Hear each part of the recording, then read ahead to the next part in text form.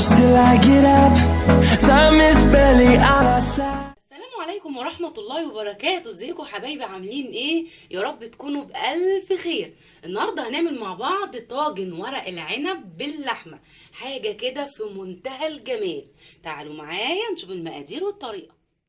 دلوقتي حبايبي هنشوف المكونات مع بعض. انا معايا نص ورق عنب، ومعايا بصل مقطعه طرنشات كده، وليمون برضو متقطع طرنشات، ومعايا نص كيلو لحمه متقطع مكعبات او طرنشات زي ما تحبي التقطيع اللي تعجبك، ومعايا 3 ربطات من الخضره شبت وبقدونس وكزبره، بصلتين متقطعين في الكبه قطع صغيره، 3 كوبايات رز، ومعايا بصله مبشوره صغيره جدا هقولك هنعمل بيها ايه، ومكعبين مرق الدجاج، ومعايا قرن فلفل حامي ده حسب الرغبه ممكن يكون رومي، معايا لتر طماطم معصور في الخلاط ومتصفي او 4 كوبايات، تمام.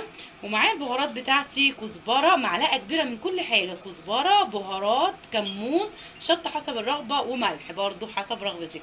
معايا هنا البوكيه جرنيه بتاع الشوربه بتاعتي اللي هي الطماطم، ومعايا ورق لورا وحبهان وبصل متقطع قطع صغيره، ومكعبين مرق الدجاج، تمام. كده المكونات معايا بسيطه جدا وسهله ازاي. نشوف بقى هنعمل ايه مع بعض. انا معايا دلوقتي حلتين على النار. بسم الله الرحمن الرحيم. ابتدي باللحمه بسم الله كده، واخد معايا البوكيه جرنيه بتاعها، واخد البصله بتاعت التسبيكه عشان اشوف هعمل ايه مع بعض. اول حاجه هنزل في الزيت بتاعي. هنا انا حاطه يعني 5 معالق زيت كبار. هنزل كده بسم الله الرحمن الرحيم البصله بتاعتي، انزل بالبصله كده يا دوبك اشوحها وتدبل كده بس. نفس الوقت هنا هاخد اللحمه بتاعتي بسم الله الرحمن الرحيم، هنزل هنا في الحله في معلقه سمنه، حاطه معلقه سمنه وهنزل كده، سواء انت جايباها من عند الجزار طازه او طالعه من الفريزر بنحطها. معلش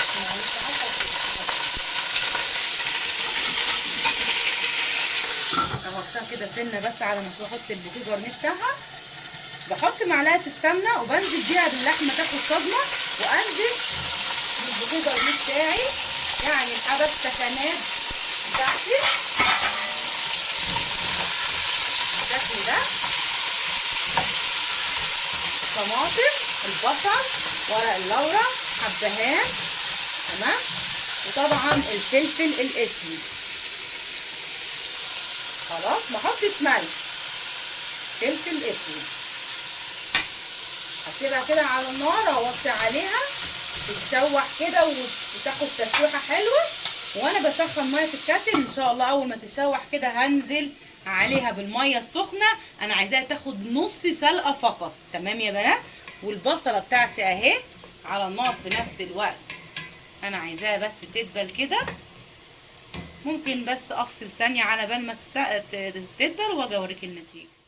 ورجعنا يا حبايبي زي ما انتم شايفين البصله دبلت معايا، شايفين شكلها ازاي، لونه جميل ازاي، مش عايزاها تحمر، يا دوبك تدبل كده بس. هنزل بعصير الطماطم بتاعي عليها بسم الله الرحمن الرحيم. ده لتر عصير طماطم زي ما قلت لكم متصفي، معصور ومتصفي. وهنزل مكعبين مرقه الدجاج وقرن الفلفل سواء حامي او رومي زي ما انتوا عايزين، وهسيبها تتسبك بقى خالص. دي التسبيكه بتاعت المحشي، تمام. لما تتسبك هاجي اوريكي النتيجه. هنا بقى طبعا شايفين اللحمه بتاعتي، بصوا بقى نزلت الجوز بتاعها، العصير بتاعها الجميل ده ازاي. انا عايزاها بالشكل ده. شوحتها بالبوكيه جرنيه بتاعها، الطماطم والبصل وورق اللورا والحبهان مكعبين الماجي، وهنزل بقى بالميه السخنه لما توصل للنتيجه دي كده. شايفين هنزل بقى بالميه السخنه كده، لازم سخنه يا بنات. بسم الله الرحمن الرحيم. لازم ميه سخنه، ما انزلش بميه بارده عشان خاطر ما تبقاش اللحمه زفره. طبعا انا هغطي عليها كده برده واسيبها تتسلق نص سلقه بالظبط، ودي تتسبك الطماطم بتاعتي تسبيكه المحشي تتسبك، وارجع اوريكي هنعمل ايه. رجعنا حبايبي والتسبيكه بتاعتي اتسبكت اهو زي ما انتم شايفين. بسم الله الرحمن الرحيم. الطماطم اتسبكت ازاي، هاخدها بقى معايا كده شوف هنعمل ايه مع بعض. وطبعا اللحمه اتسلقت زي ما انتم شايفين نص سلقه زي ما قلت لكم. تمام كده. نشوف هنعمل بقى ورق العنب ازاي. بسم الله الرحمن الرحيم. ادي التسبيكه بتاعتي، وادي ال3 كوبايات رز اللي مغسولين ومتنضفين زي العسل. هنزل بقى بالتسبيكه بتاعتي كده. لو تلاحظوا ان انا ما حطيتش الرز على النار، انا مش بحب يخش معاه على النار ولا الكلام ده كله، بعمله بالشكل ده كده. هنزل بالتسبيكه بتاعتي، وهنزل معاها خضره زي ما انا قلت لكم. دي 3 حزم خضره تقطعها قطع صغيره. ابتدي بس انزلهم شويه كده.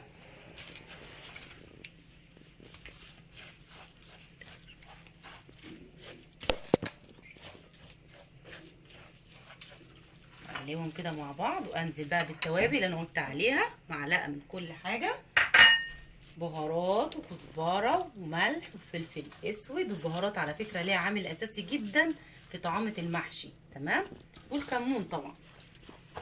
طيب خلاص، انزل بايه تاني واقلب. هنا بقى دي التركه بتاعت طنط اموله، بصله صغيره جدا مبشوره تتحط على الايه، على الني كده، غير اللي انا طبعا سبكتها لايه، للتسبيكه اللي انا صفرتها للتسبيكه. برضو اقلب كده، وانا كده حطيت كل المكونات بتاعه الحشو بتاع ورق العنب. وادي الشوربه بتاعتي برضو صفيتها وملحتها اللي هسقي بيها في الاخر. هعمل كده اقلب مع بعضه.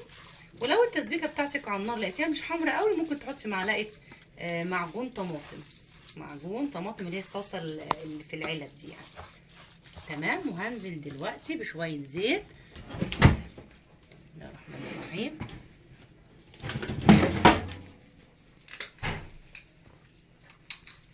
لازم احط قد ربع كوبايه زيت كده او اكتر كمان. دي بقى بتخلي الرز مفلفل بتاعه جميل. ما تستكتريش الزيت اللي اتحط ده، ربع كوبايه زيت كده او اكتر بتخلي الرز بتاعي والمحشي بتاعي مفلفل وحلو قوي. الخلطه دي تنفع لمحشي ورق العنب، محشي الكرنب، محشي البتنجان، كله شغال. هنقلب بالطريقه دي كده. وهعمل معاكم برده الكرنب واعرفكم بيتلف ازاي، لان طبعا مش النهارده طبعا النهارده ورق عنب فقط، لان طبعا انا تخصص اولى مطبخ، وعارفه ان المحاشي دي تقيله عليهم شويه، فعايزه اعرفهم كل حاجه من الالف للياء. انا كده خلصت. انا كده ما خلصتش، هنبتدي بقى نحشي ورق العنب واعرفكم بيتحشي ازاي. بس في الاول هجيب الطاجن بتاعي واسمي الله كده، اقول بسم الله، وهنزل بالبصل بتاعي الطرنشات اللي انا قطعته كده بالشكل ده. انا عايزه اعمل طاجنين، لان في واحد هعمله سبايسي خالص دمار يعني، واحد هعمله بارد. هحط البصله بالطريقه دي كده، الطرنشات بتاعتي. ممكن تحطي طرنشات جزر كمان لو تحبي، طرنشات طماطم، كله موجود، كله شغال. الليمون ده انا هحطه في الاخر خالص بعد ما احشي. دي كده الطرنشات بتاعت البصل.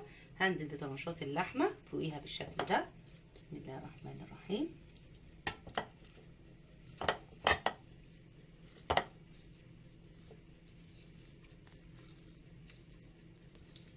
هتاكلوا طاجن ورق عنب هتاكلوا صوابعكم وراه ان شاء الله، يعني حاجه كده خرافه. كده انا نزلت اللحمه بتاعتي فوق البصل بتاعي، ولو حطيتي جزر او طماطم برضو تمام. اعرف بس انا اولى الحشو هيبقى ازاي، هعرف طبعا في صباع او 2، وبعدين انا طبعا هحشي الكميه لوحدي. بصوا يا حبايبي، الجزء الخشن ده بيبقى ناحيه بره، ناحيه الرز، ناحيه جوه الرز، والناعم هو اللي هيبقى من بره. يعني اعرفكم ازاي بالتجربه. ادي ورقه العنب كده، الحته اللي مفتوحه دي بتبقى الناحيه دي كده، شايفاها انت كده. تحطي عليها الرز بقى ايه جنبها كده بالظبط، تمام اهو. بسم الله الرحمن الرحيم.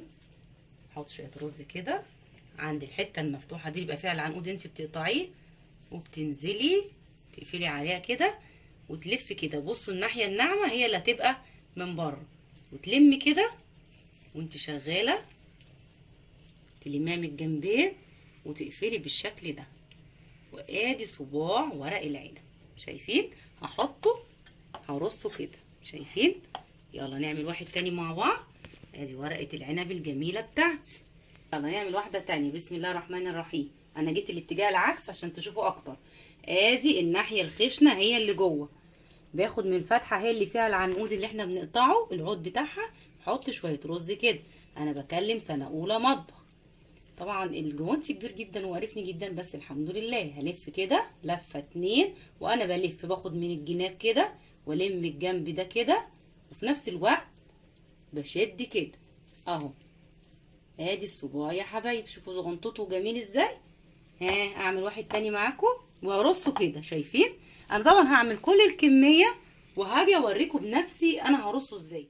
رجعنا يا حبايبي وحشيت المحشي الحمد لله، وقلت بقى انا عملت بس يا دوبك، بس بصوا معايا كده، عملت صف كده فوق اهو، صف واحد، وقلت اوريكم بقيه الصفوف مع بعض. هناخد كده ونرص. انا ما رضيتش ارص عشان تشوفوا ان اللحمه هي لسه تحت والبصل تحتيها، وعملت يا دوبك صف واحد، وقلت اجي كده على السريع نعمل مع بعض بقيه الصفوف. بسم الله الرحمن الرحيم.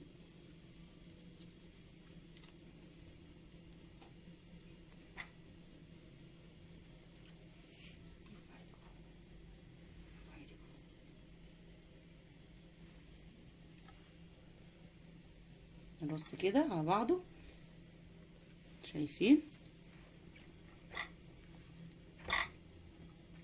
انا قلت اوريكم برضو عشان تشوفوا كل حاجه، عشان بكلم وبتعامل مع سنه اولى مطبخ.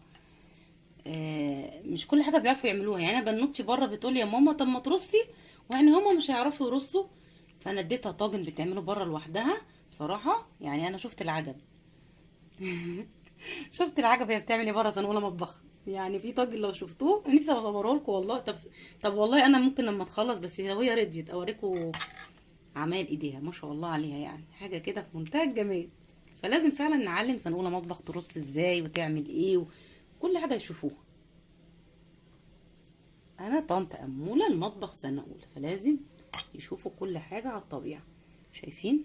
نرفع ايدينا فوق كده ونشوف التصوير اهو. نرص بالشكل ده كله كده داير ما يدور اهو، واللحمه تحت زي ما انتم شفتوا والبصل. بسم الله الرحمن الرحيم.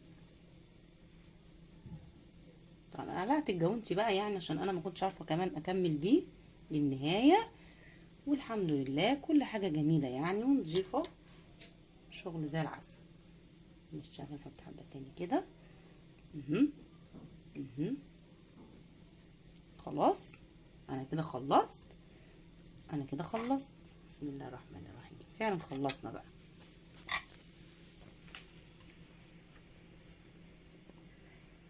خلاص اهو. نحط بقى الليمون بتاعنا اللي انا عاملاه. شايفين نرفع ايدينا عشان نشوف الرصه كده الجميله دي كلها. رشات الليمون بتاعتي كده، او ممكن ترشي عصير ليمون، يعني الاتنين زي بعض. لو معاكي ربع كوبايه ليمون معصور اوكي كله شغال. حط كده العصير، طرنشات الليمون بتدي مزازه وطعم جنين. بصوا حبايبي، انا عايزه الشوربه تبقى تحت ما تبانش، يبقى فيه رق الاولاني باين، يعني تبقى الشوربه تحت اخر صف. او افضل احط كده في الشوربه. شايفين؟ بسم الله الرحمن الرحيم. بصوا معايا، بصوا الشوربه الصف الاولاني باين، الصف الاولاني من ورق العنب ما يبقاش عليه ميه بالشكل ده اهو. الصف الاولاني معلهوش شوربه خالص كده تمام اهو. اروح نازله بقى حاطه الفويل بتاعي كده، معلش نسيت اسفه، واحطه بقى بدرجه حراره 180، واول ما يستوي ياخد حوالي ساعه الا ربع اجي اوريكي النتيجه. تمام.